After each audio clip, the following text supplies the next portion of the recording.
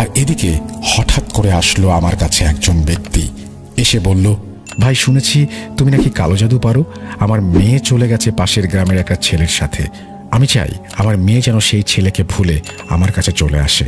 তুমি একটু উপকার করো ভাই, তোমারও তো মেয়ে আছে। আগামীতে তোমার মেয়েও যদি এমন কিছু করে বসে তখন তুমি কি করবা?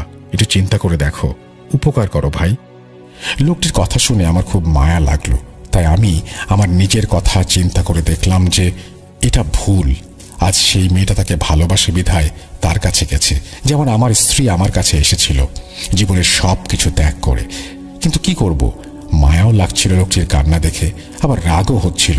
তাই মনে মনে ঠিক করলাম যে এমন কিছু করি যাতে মেয়েটাও বাবার কাছে ফিরে আসে আর বাবাও যেন স্বামীকে মেনে নেয়।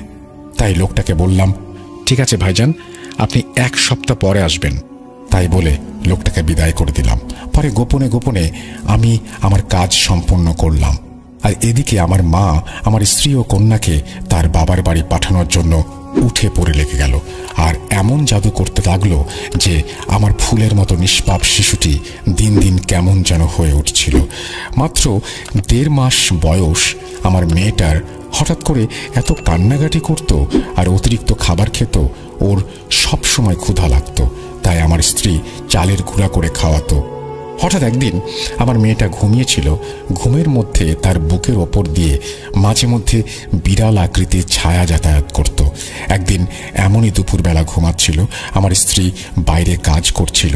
তখন আমার স্ত্রী শুনতে পায় মেয়ের ঘর থেকে বিড়ালের ডাক আসছে। তাই আমার স্ত্রী দৌড়ে গিয়ে বিড়াল তাড়ানোর উদ্দেশ্যে একটা লাঠি হাতে নিয়ে তার রুমের দিকে এগোতে লাগলো।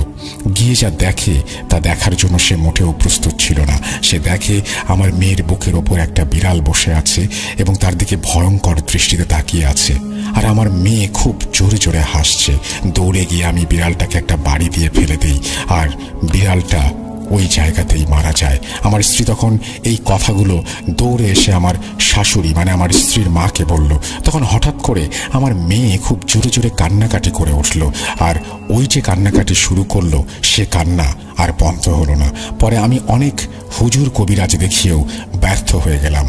তখন সেই ব্যক্তি এসে আমার কাছ থেকে তার মেয়ের জন্য করা কাজ জানতে চাইল। পরে আমি তাকে আমার বানানো কিছু তাবিজ দিয়ে বললাম, এই তাবিজটা ধুয়ে 7 দিন যে করে হোক তোমার মেয়েকে পান করাবে আর ওই পানি তোমার জামাইকেও খাওয়াবে, সাথে তুমিও খাবে। আমাকে সেই লোকটি বলল, এগুলো করলে তো তাদেরকে আমার বাড়িতে আনতে হবে। হ্যাঁ, তুমি তাদেরকে তোমার বাড়িতে নিয়ে আসো আর 2-1 দিনের জন্য একটু মানিয়ে নাও, পরে তো তোমারই লাভ। আমার কথা শুনে লোকটি বলল, ঠিক আছে। তাই বলে লোকটি চলে গেল। হঠাৎ একদিন খবর এলো যে ওই লোকটির মেয়ে মারা গেছে, কারণ তারা স্বামী স্ত্রী দুজন ঝগড়া করতে গিয়ে হঠাৎ করে মেয়েটি সিঁড়ি থেকে পড়ে মারা যায়। কারণ মেয়েটি ছিল গর্ভবতী। মেয়েটি তার বাবার কথায় বাবার বাড়ি এসেছিল। তারপর তার বাবা জানতে পারে যে তার মেয়ে প্রেগন্যান্ট, আর তারপরেও মেয়েটিকে বাবা ওই ছেলের কাছে দিতে রাজি নন। এগুলো জানতে পারায় মেয়েটা তার বাবার সাথে অনেক ঝগড়া করে, আর এগুলোতেই তাদের স্বামী স্ত্রীর ভেতর অনেক খুনসুটির সৃষ্টি হয়। আর এদিকে আমার মেয়েটাও হঠাৎ রাতের বেলায় মারা গেল, ছেড়ে চলে গেল। আমাদের ভালোবাসার স্মৃতিটা ধরে রাখতে পারলাম না, তাকে ধরে রাখতে পারলাম না। আমার ঘরটা কেমন যেন আঁধারে ভরে গেল। তার দাফন শেষ করে বাড়িতে ফিরে আসছিলাম, হঠাৎ এসে দেখি আমার স্ত্রী আমার উপরে ক্ষিপ্ত হয়ে আছে। পরে তাকে শান্ত করে জানতে চাইলাম, কি হয়েছে, তুমি আমার সাথে